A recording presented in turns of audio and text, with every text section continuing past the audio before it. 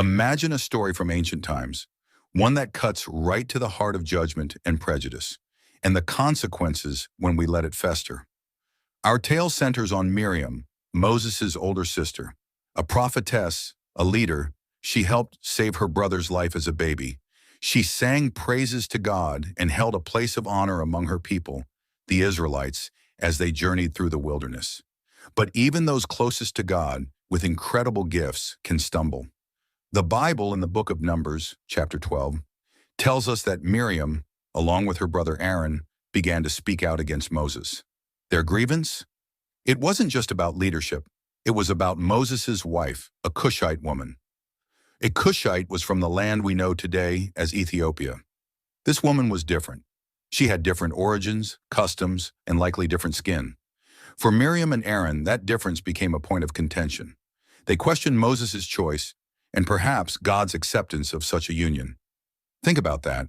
Here are people who witnessed miracles, walked through parted seas, saw God's power daily, yet a perceived difference in someone else could still trigger such a strong reaction. God's response was swift. He called Moses, Aaron, and Miriam to the tent of meeting, making it clear Moses had a unique relationship with him, speaking face to face. When the cloud of God's presence lifted, Miriam was afflicted. Her skin, the scripture says, became as white as snow. A skin disease covered her. The very skin that distinguished her now bore a stark, unsettling mark. It was a powerful symbolic consequence for her judgment and prejudice against another based on their identity. Aaron immediately recognized their sin and begged Moses for Miriam's healing. Moses, despite their criticism, cried out to God for her. After 7 days of isolation, Miriam was healed. This story forces us to look inward.